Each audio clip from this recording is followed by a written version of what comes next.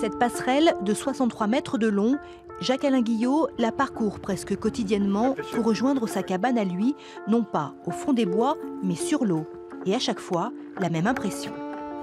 C'est toujours une sensation très curieuse parce que, en fait, ce sont ces panneaux-là, on les ouvre et là, tout d'un coup, on a un tableau devant soi. Voilà. Je pense qu'il y a aussi ce côté poétique.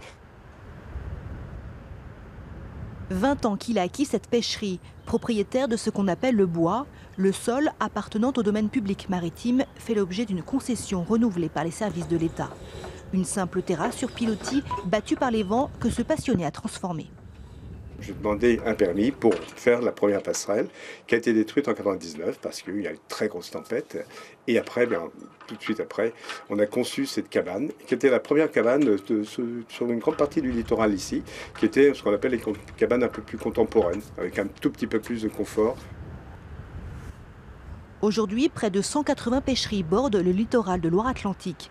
Des constructions nées au début du siècle dernier.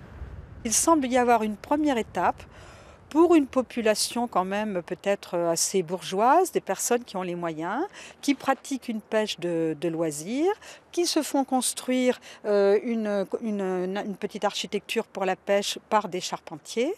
Et donc c'est réservé à quelques personnes.